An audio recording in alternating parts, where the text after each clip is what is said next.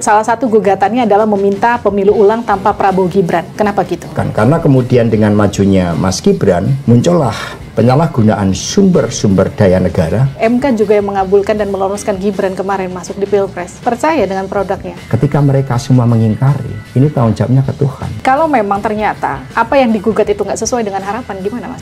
Sesuai dengan harapan bahwa setidaknya pemilu ini 2 putaran. Majunya Gibran sebagai cawapresnya Prabowo itu nggak diperhitungkan PDIP? Saya ada rekamannya. Saya tahu bapak saya akan berakhir tahun depan. Kalau saya tidak berlabuh ke PDI Perjuangan, kemana lagi? Dari situlah, oh ternyata bohong itu menjadi bagian dari strategi. Artinya bisa dikatakan gini, PDIP ketipu abis-abisan. Pak Jokowi berperan 2. Satu, sebagai seorang presiden yang seharusnya membangun supremasi hukum. Yang kedua, sebagai bapak Mas Gibran.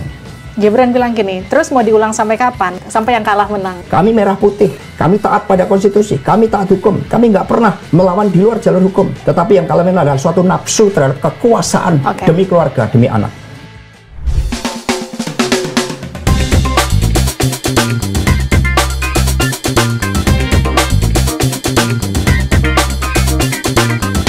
Living on Point. Hai, kembali lagi di Living on Point. KPU sudah mengumumkan hasil rekapitulasi suara di Pilpres kemarin. Tapi masalahnya sekarang pemilu belum selesai meskipun sudah ada yang deklarasi kemenangan. Nah, MK saat ini tengah memproses gugatan dari paslon 01 dan juga 03. Dan kalau dikatakan dari awal ini adalah kecurangan yang terjadi secara TSM. Pembuktiannya akan seperti apa nanti di MK. Kita langsung ngobrol bersama dengan Sekjen PDI Perjuangan Hasto Kristianto. Mas Hasto, selamat datang. Terima kasih, Levi, atas undangannya. Mas Hasto, jadi gini, hari ini, di hari Rabu ini, MK sudah mulai bersidang ya, gugatan dari paslon 03. Salah satu gugatannya adalah meminta pemilu ulang tanpa Prabowo Gibran. Kenapa gitu? Ya, kalau kita lihat dalil-dalil hukumnya, dan sesuai juga dengan hak konstitusional yang kami miliki, karena persoalan itu dimulai dari ujung, yaitu dari abuse of power yang dilakukan oleh Presiden Jokowi yang melakukan suatu intervensi melalui aparaturnya kepada MK. Dan itu sudah dibuktikan melalui sidang Komite Etik ya MK-MK. Dan kemudian memberikan sanksi kepada Anwar Usman. Kemudian dibuktikan kembali terhadap sidang etik. Implikasinya adalah kepada KPU. Semua mendapatkan sanksi pelanggaran etika yang sangat berat. Karena dengan keputusan itu yang masih bisa diperdebatkan dalam seluruh teori hukum apapun, karena dari 9 hakim MK, selain ada vested of interest, itu juga 4 menyatakan dissenting opinion. Kemudian ada 2 yang menyatakan bahwa kepala daerah yang dimaksud adalah gubernur. Sehingga tidak memenuhi syarat-syarat untuk pengambilan suatu keputusan yang final and binding.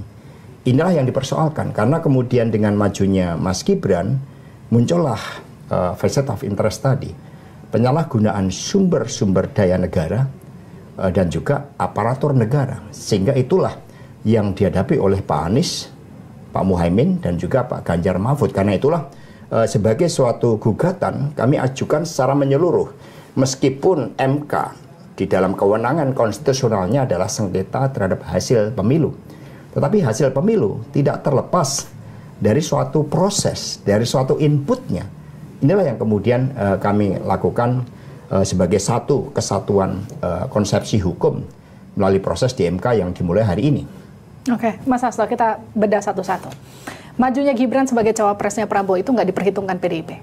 Ya, bulan Mei 2023 itu kami kan bertemu dengan Mas Gibran, saksinya adalah Pak Komarudin Watubun.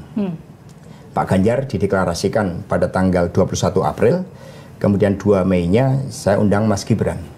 Undangannya harusnya tertutup, tetapi kemudian dibocorkan ke media. Saya tanya di situ, dan saya ada rekamannya. Saya tanya, Mas Gibran, saya dapat informasi kalau Mas Gibran mau dicalonkan sebagai wakil presiden, mendampingi Pak Prabowo. Ini ada Pak Komar. Pak Komar ini orang Indonesia Timur. Ya, tidak. Lalu Mas Gibran menjawab, Pak Sekjen, saya ini lahir dan dibesarkan di PDI Perjuangan, termasuk melalui sekolah partai.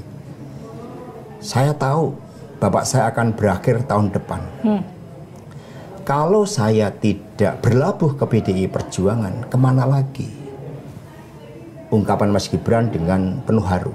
Padahal sudah ada keputusan dari keluarganya bahwa Gibran akan maju. Betul. Kemudian ternyata ketika akhir April, itu sudah ada keputusan dari keluarga bahwa Mas Gibran mau maju. Dan ada rekamannya, karena setiap kami mengundang, itu kan kami ada rekamannya. Oke. Nah kemudian dari situlah, oh ternyata bohong itu menjadi bagian dari strategi. Padahal seorang pemimpin yang namanya kebohongan itu dalam filosofi kita itu tidak boleh dilakukan. Kemudian tanggal 2 Agustus ini juga ada videonya. Bu Mega dalam memberikan pengarahan kepada seluruh kepala daerah menjelang penutupan sudah wassalamualaikum warahmatullahi wabarakatuh. Ibu udah berdiri, tiba-tiba ibu duduk lagi. Loh itu ada Mas Gibran dan Mas Bobi. Sekarang saya tanya pada Mas Gibran, apakah masih di PD Perjuangan? Masih Bu, disaksikan oleh seluruh kepala daerah. Jawab ibu, yang benar. Nanti saya bilangin ke bapak loh. Karena saya dengar-dengar Mas Gibran sudah dibujuk sebagai calon wakil presiden tanggal 2 Agustus. Lalu dikatakan sama Mas Gibran, oh enggak Bu, saya tetap di PD Perjuangan dan tidak mencalonkan. Maka kemudian sebagai pimpinan rapat, saya bagi tim yang seharusnya nggak ada di desain. Saya bagi seluruh kepala daerah ke dalam 5 grup. Dipimpin oleh wali kota. Wali kota Manado, wali kota Medan, wali kota Surabaya, wali kota Semarang, wali kota Solo, 6. Wali kota Tidore. Sehingga ada 6 grup. Lalu mereka kami minta untuk membahas strategi pemenangan Pak Ganjar. Karena saat itu Mas Gibran menyatakan tidak akan masuk. Ini bohong yang kedua. Dan ternyata banyak. Rupanya untuk menjadi pemimpin, bohong pun dilakukan. Yang jadi pertanyaan gini, sampai sekarang kan KTA-nya masih belum dibalikin ya? Tetapi secara otomatis berakhir. DPC Solo, Mas Rudi, dengan sekretaris yang sudah mengirimkan surat pemberitahuan. Mengapa? Karena konstitusi kita mengatakan pasangan calon presiden dan wakil presiden hanya diusung oleh gabungan partai politik atau partai politik. Dan ini nggak boleh double. Partai Golkar, PD Perjuangan misalnya, nggak boleh mengajukan 2. Ketika partai sudah punya calon, yaitu Pak Ganjar, Prof. Mahfud, kemudian ada yang mencalonkan, yaitu otomatis keanggotaannya berakhir. Mas Hasto, di salah satu artikel online yang saya baca, Anda sempat menyebut gini, nggak mungkin kita mecat presiden jadi anggota PDI Perjuangan. Kenapa gitu? Ya kita harus bedakan juga dong. Kami kan diajarkan tata krama juga. Pak Jokowi berperan 2. Satu, sebagai seorang presiden yang seharusnya membangun supremasi hukum, membangun legasi terhadap demokrasi, mengedepankan kepentingan rakyat, bangsa, dan negara, dan menjalankan konstitusi dengan seluruh-seluruhnya. Yang kedua, sebagai Bapak Mas Gibran, yang tidak boleh seharusnya ada vested of interest, apalagi beliau sedang menjabat. Persoalan nepotisme ini karena sedang menjabat, berbeda dengan yang lain. Nah, inilah yang kemudian kami sampaikan. Bagi kami, Pak Jokowi sebagai presiden, kami tetap hormati. Tetapi apa yang dilakukan terhadap konstitusi, terhadap demokrasi, terhadap sumpah presiden, ketika itu dilanggar, kami tidak bisa membiarkan itu. Maka kemudian kami melakukan berbagai upaya. Baik itu proses hukum, seperti apa yang terjadi MK sekarang, proses politik yang ada di DPR, dan menggalang suara rakyat. Tapi pada akhirnya, segala sesuatunya, partai kan, di atas partai ini ada rakyat. Rakyatlah yang juga akan menentukan sosok pemimpin mana yang betul-betul membangun komitmen bagi bangsa dan negara, sosok pemimpin mana yang membangun komitmen pada akhirnya hanya pada keluarga. Tapi seberapa berat pemilu kali ini ketika ada perang saudara? Saya bilang perang saudara di dalamnya, Mas. Kita nggak pakai istilah perang lah. Kita pakai istilah apa dong? Ya, inilah realitas kehidupan bahwa seseorang bisa berubah karena kekuasaan, padahal kami kawal selama 23 tahun. Saya baru tahu tadi dari Pak Komarudin Watubun. Ternyata ketika mencalonkan sebagai gubernur, kami nggak tahu sama sekali kekayaan Pak Jokowi. Ya kami lihat beliau sosok yang sederhana, makanya kami gotong royong. Pak Komarudin itu sampai menjual mobilnya. Mas Prananda itu sampai mengumpulkan dana saksi 6,2 2 miliar. Pengurus-pengurus partai kami yang sebagian besar dari kalangan rakyat biasa mengumpulkan di Jakarta 1,4 miliar. Itu sebagai modal Pak Jokowi sebagai calon gubernur. Meskipun di internal juga ada suatu dinamika. Tapi kami memberikan prioritas kepada Pak Jokowi. Ketika 2014 seluruh jajaran partai memberikan dukungan kepada Ibu Mega. Ya, pada akhirnya Ibu juga memberikan mutiara terbaiknya kepada Pak Jokowi. Dan kita dibandingkan dengan survei saat itu hampir 21%. Perolehan PDI 18, sekian persen. 2019 hal yang sama. Ibu Mega nggak minta sesuatu secara terbuka. Ibu hanya meminta sebelum Pak Jokowi dicalonkan pada periode kedua, saya yang menjadi saksi adalah Badan Riset dan Inovasi Nasional. Karena itulah agar kita bisa berdikari di bidang ekonomi, kita harus menguasai ilmu pengetahuan, riset, dan inovasi. Nggak minta berapa jumlah menterinya, berapa, nggak ada sama sekali komitmen untuk itu. Kita juga bergotong royong. Seluruh anak ranting-ranting, bahkan begitu banyak yang meninggal karena semangat juangnya sampai kelelahan. Mbak Esti 2019 itu sampai mau ditembak oleh oknum tentara karena mendukung Pak Jokowi karena ketatnya persaingan saat itu. Kami juga sama, tapi kami diajarkan bukan orang yang suka menghitung terhadap apa yang kami lakukan. Tetapi ini yang terjadi kan bukan karena terhadap PDI, terhadap konstitusi, terhadap demokrasi. Maka semengapa saya juga menyuarakan itu, karena agar apa yang telah dibangun dengan susah payah ketika kita masuk dalam sisi gelap kekuasaan pada zaman Orde Baru dan kita memulai zaman demokrasi itu tidak terjadi lagi berbagai persoalan-persoalan yang mematikan demokrasi, the darkness of the Indonesian democracy. Gini, Mas Hasto, di 2014 saya pernah dengar Bu Mega saat itu kan ragu sekali untuk memajukan Pak Jokowi sebagai presiden. Anda salah satu orang yang meyakinkan Bu Mega bahwa Pak Jokowi itu adalah orang yang layak dimajukan PDI Perjuangan sebagai presiden. Dan setelah ini semua terjadi, Anda menyesal nggak? Ibu Mega nggak pernah ragu. Hanya Ibu Mega akan melakukan suatu kontemplasi. Melihat bagaimana kehendak rakyat itu. Yang saat itu mau tidak mau, ya kita melihat secara objektif bahwa pemimpin perempuan di Republik ini masih menghadapi persoalan karena aspek budaya, agama, dan sebagainya. Berbagai constraint itu yang kami lihat. Maka kemudian saya mengajukan proposal saat itu ke Pak Jokowi dan Ibu Mega. Saya tulis, masih ada tulisannya sekarang. Bagaimana Ibu Mega sebagai presiden, Pak Jokowi sebagai wakil presiden. Saya bilang sama Pak Jokowi, ini tertulis. Pak Jokowi 5 tahun pertama itu sebagai semacam acting presiden.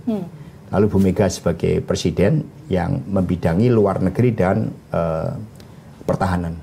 Ekonomi, day-to-day government-nya itu adalah Pak Jokowi. Sama dengan Ibu Mega ketika zaman Gus Dur. Lalu 2 periode selanjutnya baru Pak Jokowi menjadi the real presiden. Tapi itu tidak mendapatkan respon sama sekali.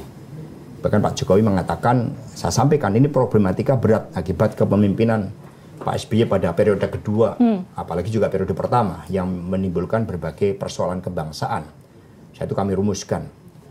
Lalu Pak Jokowi mengatakan, justru ketika Pak SBY tidak berprestasi, maka melakukan sedikit perubahan saja, itu akan kelihatan hasilnya. Itu yang dilakukan. Sehingga pada akhirnya upaya saya itu mentok untuk mendorong kombinasi Bu Mega dan Pak Jokowi. Itu Andi Wijayanto menjadi saksi. Nah, kemudian ya akhirnya pergerakan day-to-day menjelang bulan Maret itu akhirnya mengerucut.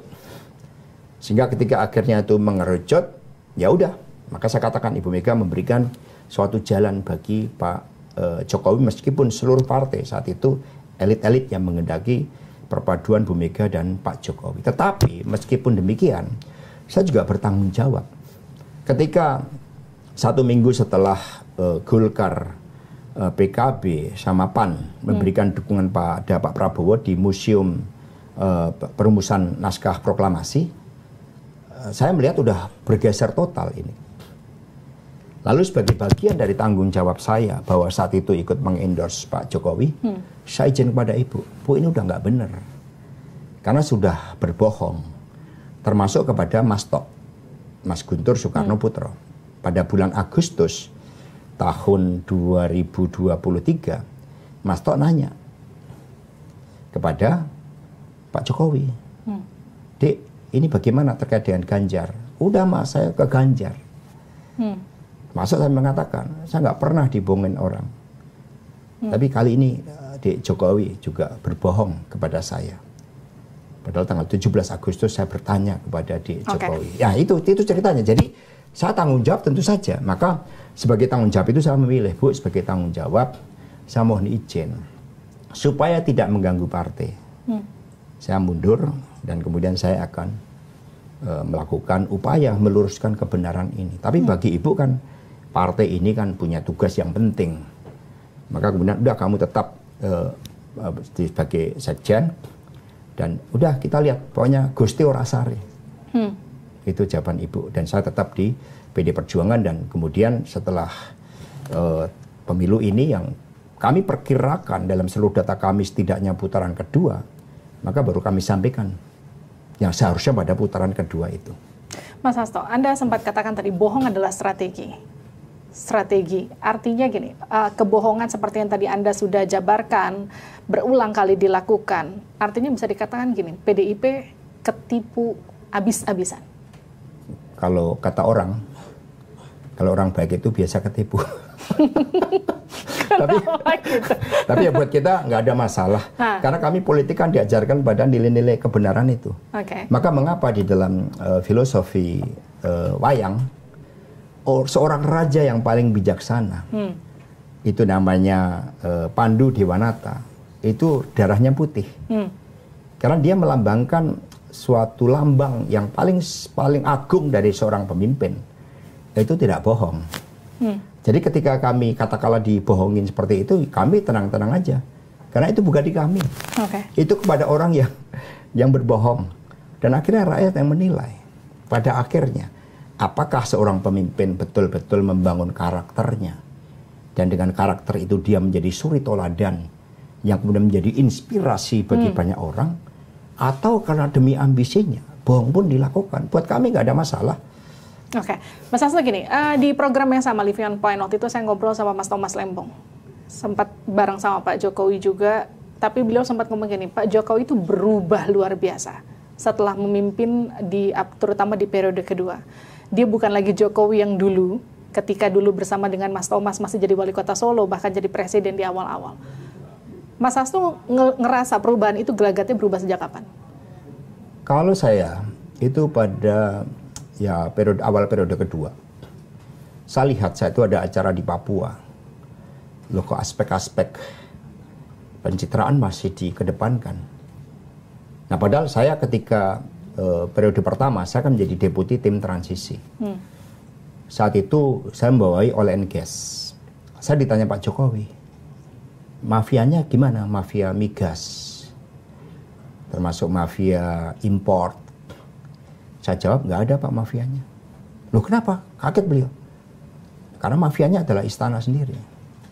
Oh ya? Tanpa campur tangan dari penguasa, nggak mungkin ada mafia. Artinya hukum, Pak Jokowi lah yang harus membuat hukum itu sebagai jalan menciptakan keadilan agar tidak ada mafia. Itu saya laporkan secara resmi. Tertulisnya ada.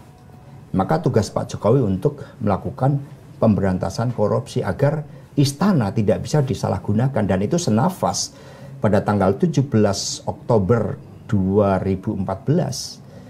Sebelum beberapa hari Pak Jokowi dilantik sebagai presiden, setelah Jumatan, kami makan bertiga, Ibu Mega, Pak Jokowi, saya sebagai saksi. Lalu Pak Jokowi nanya, Bu, apakah ada arahan bagi saya sebelum dilantik? Jawab Ibu, Dek, ini dari Bapak saya. Jangan lihat istana dari sisi terangnya, sisi gemerlapnya.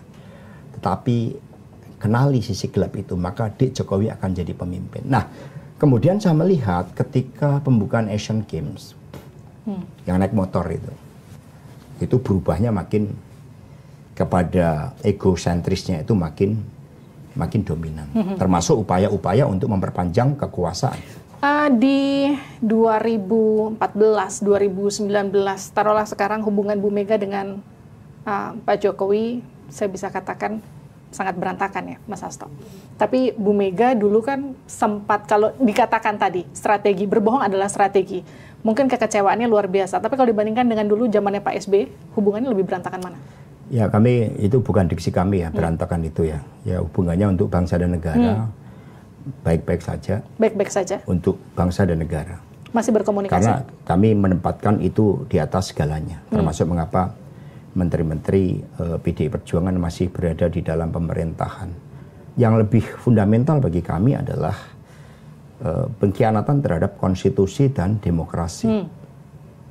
Padahal seorang presiden bersumpah untuk menjalankan konstitusi dengan seluruh-seluruhnya. Ya. Kalau terhadap PDI Perjuangan, kan biasa dinamika organisasi. Toh akhirnya juga kebenaran akan terungkap. Nah, sehingga yang lebih kami persoalkan adalah bahwa ini udah menyentuh keadilan, menyentuh demokrasi yang berkedaulatan rakyat yang menjadi ancaman bagi demokrasi ke depan. Tentu, jangankan Ibu Mega, kami udah merasa kalau kita perasaan kita. Tapi kan kita diajarkan pentingnya kedewasaan dalam politik dan kesabaran revolusioner. Siapapun yang menyalahgunakan kekuasaan, apalagi pada ambisi hanya untuk keluarga, ada nilai-nilai Satyam Eva Jayate, kebenaran pasti akan menang.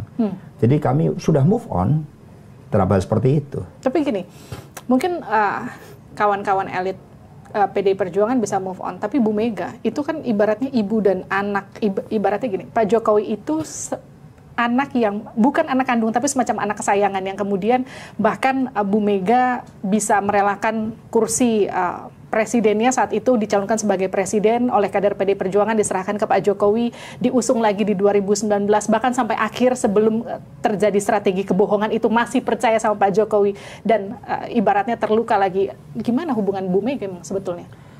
Ya sebenarnya justru kami yang bilang, udah Ibu, udah seperti ini Pak Jokowi. Lalu ketika kami mau merespon, ya biasa kan, kadang-kadang kita ini kan fighter. Apalagi untuk membela konstitusi dan demokrasi dari rakyat. Agar ke depan tidak ada lagi penyalahgunaan kekuasaan atas nama dan alasan apapun. Tapi Bu Mega mengatakan bahwa kekuasaan bisa merubah seseorang. Sabar gitu. Ketika Pak Rudi bertemu dengan Ibu Mega, kurang apa itu perasaannya?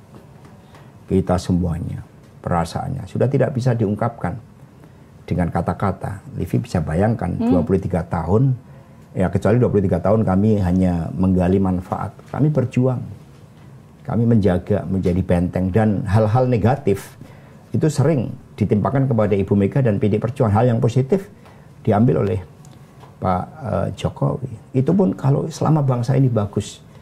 Tapi pada akhirnya kan kita melihat bahwa nasib bangsa ini dipertaruhkan ke depan, apalagi sekarang misalnya kekuatan-kekuatan oligarki itu berbicara dan kemudian dibiarkan, supremasi hukum terutama.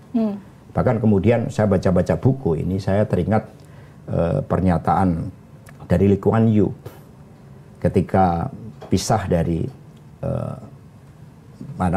Malaysia. Beliau kan menangis, lalu mengatakan kata-kata yang penuh filosofis bahwa jawaban dari seluruh persoalan, karena Singapura terdiri orang India, orang Melayu, kemudian Cina, yang tiga-tiganya itu punya karakternya masing-masing yang tidak memberikan energi positif saat itu. Tapi akhirnya jawabannya adalah supremasi hukum. Nah saat ini supremasi hukum kan betul-betul turun ke titik nadir. Bahkan kita hampir sudah di bawahnya India. Ini kan menjadi persoalan. Sementara kami diajarkan untuk membangun Polri agar budaya hukum, tertib hukum, keadilan itu sama dengan Malaysia, sama dengan Singapura setidaknya. Dan kemudian TNI Polri kita juga, TNI kita menjadi penjaga kekuatan pertahanan yang disegani dunia internasional. Jadi kami lihat secara organisasi, bukan orang per orang. Tapi ini kan kemudian melalui pemilu 2024 itu semua menjadi persoalan. Jadi kesedihan kami di situ. Kalau kami kesedih bukan karena dikhianatin, itu udah biasa. terjadi sebagai dinamika kehidupan. Tetapi yang kami sedihkan, yang Ibu Mega bersedih, kalau kami boleh katakan kami semua menangis, itu ketika nasib bangsa dipertaruhkan hanya karena ambisi. Nah, pengkhianatan terhadap PDIP bisa dikatakan pengkhianatan terhadap demokrasi. Sekarang ada gugatan ke MK, tapi kan kita juga sama-sama tahu, MK juga yang mengabulkan dan meloloskan Gibran kemarin masuk di Pilpres. Percaya dengan produknya? Maaf kalau saya tanya itu ya. Ya sama dengan tahun 96, ketika kantor partai diserang luluh lantak, lebih dari 104 meninggal. Saat itu Ibu Mega memilih jalan hukum. Lalu semua bertanya, Ibu, ini semua polisi, kejaksaan, kemudian hakim dikuasai oleh Pak Harto. Kenapa kita repot-repot gugat? Jawaban Ibu kan, masa di antara sekian banyak hakim, polisi, kejaksaan, tidak ada yang punya hati nurani. Selama mereka digerakkan hati nurani, dan satu aja kita menang dari 236 gugatan, itulah moral force, itulah kemenangan kita. Maka kami melihat dari pidato tadi Pak Ganjar, Prof. Mahfud, di MK tadi pada pengantarnya, hakim MK, 9 hakim MK ini kan didesain untuk punya sikap kenegarawanan, untuk mengepentingkan kepentingan bangsa dan negara, untuk melihat pemilu bukan pada hasil tetapi prosesnya. Ketika mereka semua mengingkari, ini tanggung jawabnya ke Tuhan. Sekiranya tanggung jawab itu akan dibawa dengan membiarkan kerusakan demokrasi, kemudian pengkerdilan terhadap suara rakyat, maka akan menjadi beban dari tidak hanya 9 hakim, tetapi juga bagi bangsa ini ke depan. Sehingga ke depan seperti nggak ada pemilu lagi, nggak akan ada pilkada lagi, semuanya sudah diatur. Ini pun semua sudah bisa diatur dari depan melalui penggunaan instrumen negara dan sumber daya negara yang sangat luar biasa. Jadi kami diajarkan pada keyakinan, bahwa ketika kami kokoh berdiri pada keyakinan, maka kebenaran akan menemukan jalannya.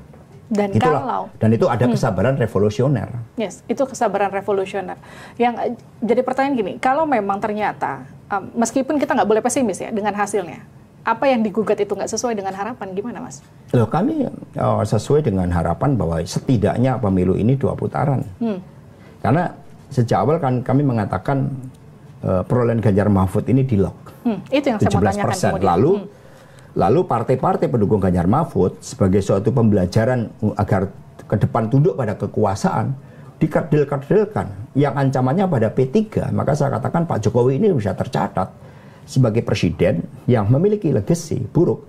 Tidak hanya masalah demokrasi, tetapi juga menghilangkan sejarah Partai Ka'bah yang menjadi suatu gambaran kehidupan politik kita sejak sebelum merdeka.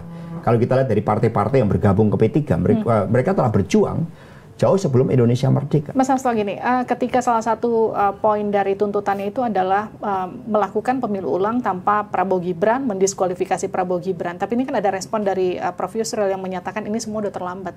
Gimana respon Anda soal itu? Ya, untuk membangun bangsa ini nggak ada kata terlambat. Karena di atas hukum ada etika dan moral.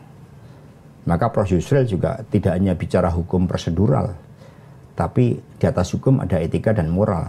Nah, beliau berbicara juga dengan nuraninya, dengan pengalaman-pengalaman dari perjuangan bangsa ini. Nah, ini yang kita lihat. Dan secara konsepsi, secara prosedural pun, ini hak konstitusional yang dimiliki oleh Ganjar Mahfud. Bagaimana kita mau bicara hasil kalau kita tidak berbicara proses? Mana ada tiba-tiba lahir seorang bayi tanpa suatu proses. Bagaimana seorang mencapai gelar doktor tanpa dia mengikuti suatu proses? Tidak bisa. Dan ini sangat berbahaya. Argumentasi dari Prof. Yusril sangat berbahaya, ya termasuk terkait dengan agama sendiri. Karena nanti kita tidak bisa mengajarkan sesuatu yang baik tentang adab, tentang nilai-nilai kejujuran, tentang budi pekerti. Karena kemudian segala sesuatunya hanya berorientasi kepada hasil. Istilahnya kamu melakukan kecurangan masif, ibaratnya silakan kamu melakukan segala cara, yang penting hasil tercapai. Ini nggak bisa dibenarkan dengan cara pendidikan agama sekalipun, pendidikan budi pekerti sekalipun. Kita justru harus melihat proses. Ini yang kami harapkan hakim Mahkamah Konstitusi melihat satu rangkaian ini. Mas Hasto, di program ini juga saya sempat ngobrol sama Mas Budiman Sujatmiko ya. Terlalu fantastis suara kita ini turun dari 58 menjadi 49 gitu ya. Terlalu fantastis dan pasti keguncangan politiknya luar biasa jika itu terjadi. Entah pada kami, entah pada KPU, entah pada pasangan 1 atau 3. Mengada-ngada, ya.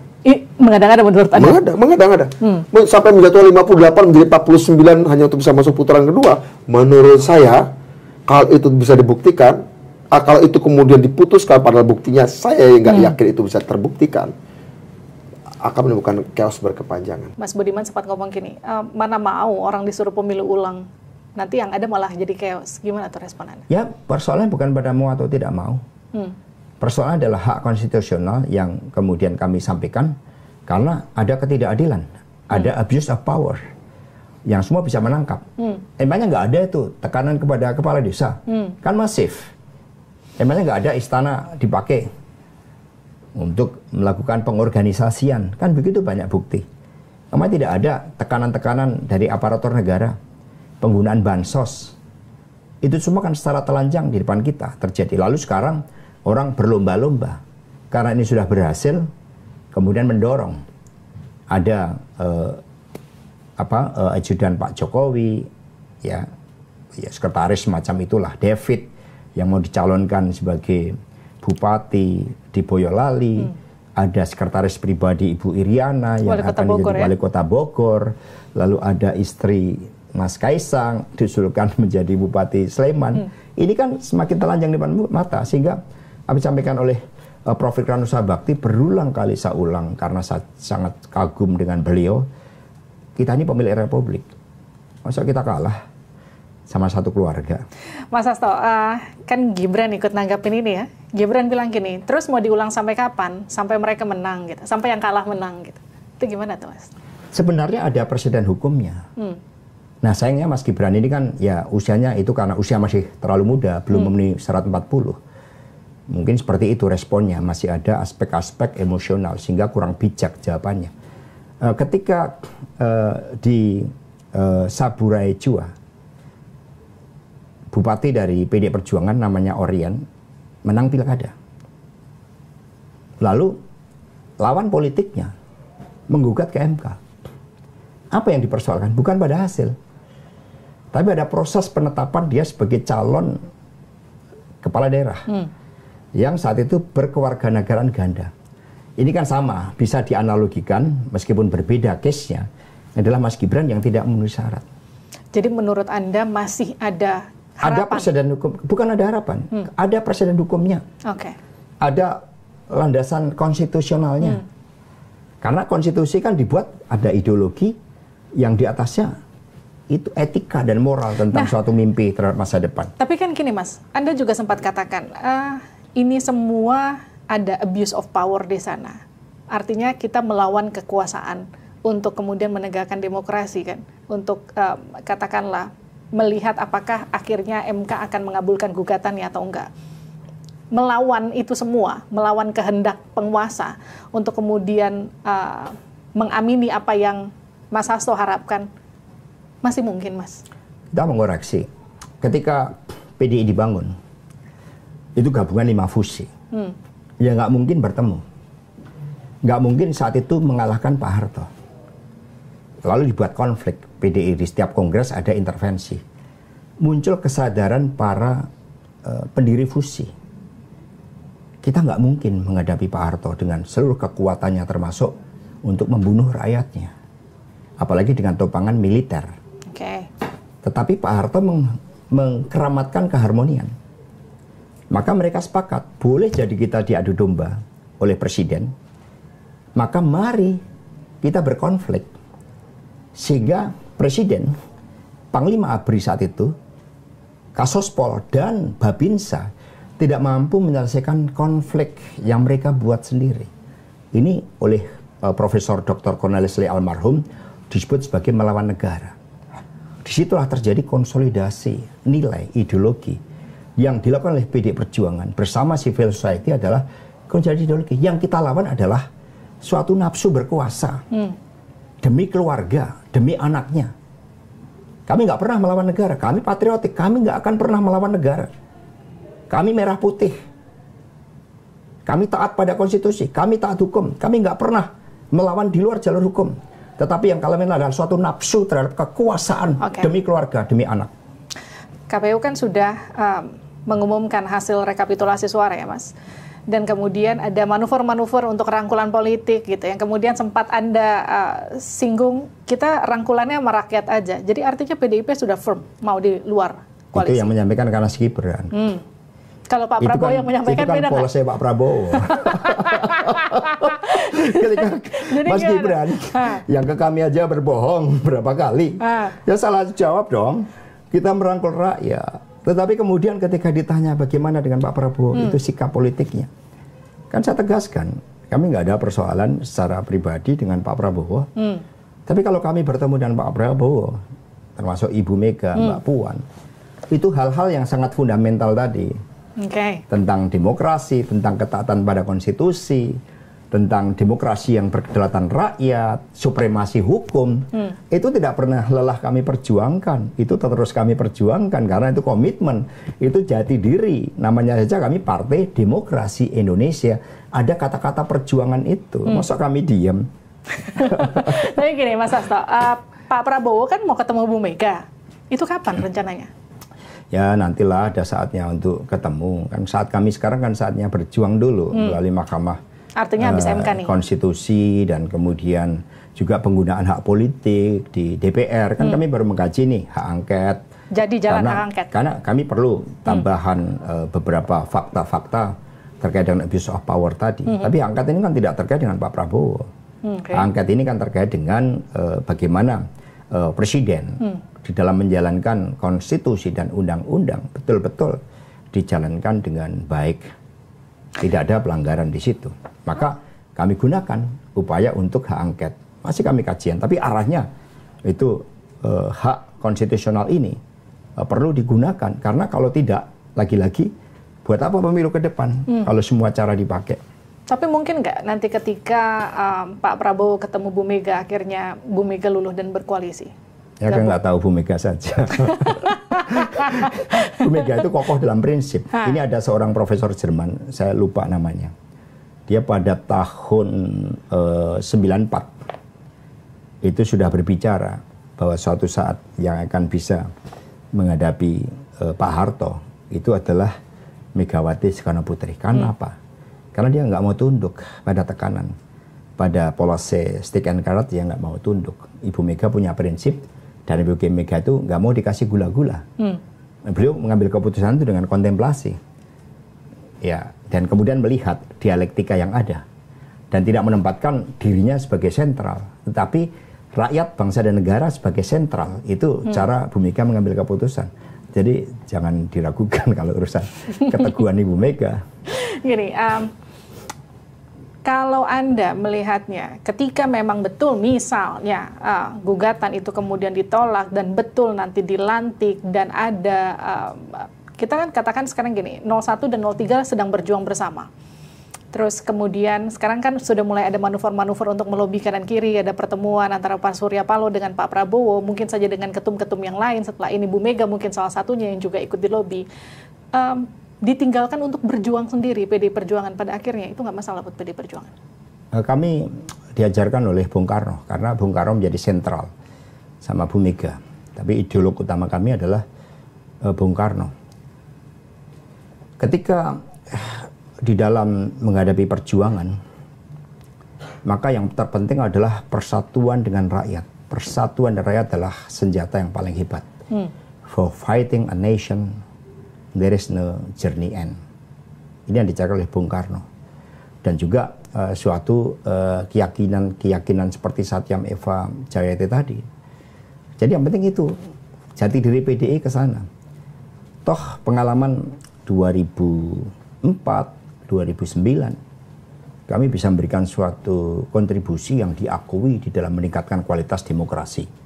Meskipun sekarang indeks demokrasi kita lebih rendah dibanding ketika kita awal memasuki reformasi pada tahun 99. Jadi dialog tetap perlu, karena politik ini mengandung esensi dialog.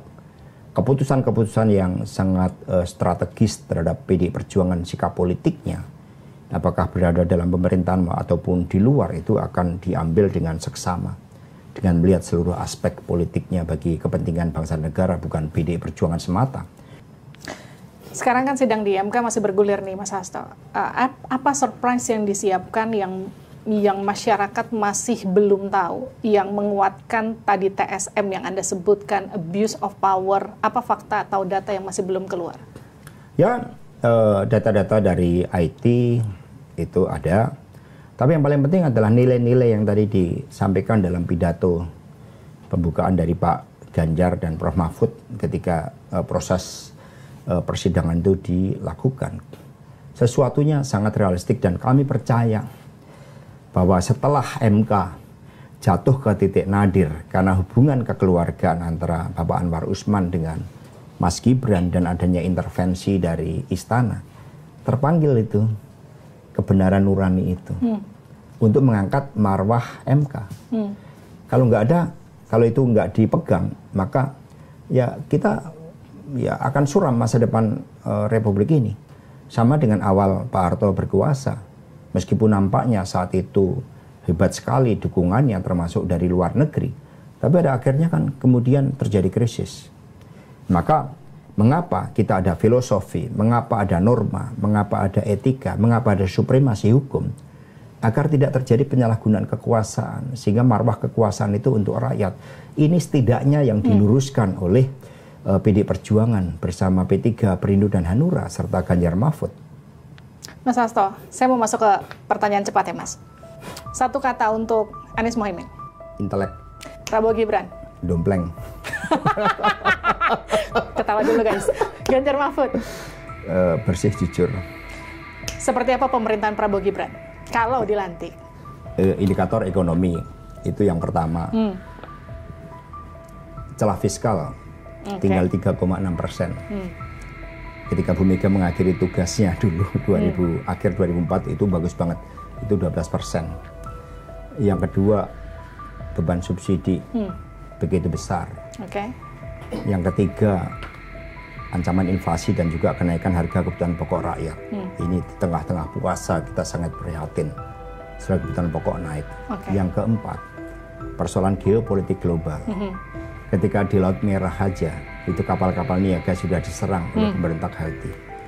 Yang kelima, perekonomian dunia, kekuatan ekonomi utama dunia, Amerika Serikat menghadapi serius terhadap masalah ekonominya, inflasi yang mengancam The Fed untuk menaikkan suku bunga. Tiongkok. Artinya PR-nya banyak ya, Mas? Ya, artinya banyak lah. Masa depannya tidak cerah. Tapi yang paling kami khawatirkan kelas menengah kita. Sekarang tabungannya sudah menipis kelas menengah, sehingga Saudara Khatib Basri kan mengungkapkan suatu hal yang sangat baik untuk menjadi catatan penting kita terhadap apa yang mereka sebut, apa yang beliau sebut sebagai Chilean Paradox. Kalau pemilu 2024 akhirnya diulang lagi, akankah ngerangkul 02? Ngerangkul rakyat. Ngerangkul rakyat. Kalau ternyata gugatan MK ditolak, akankah mau dirangkul sama 02? Ya, tidak ada masalah, berdialog buat bangsa dan negara, tamu buat bangsa dan negara.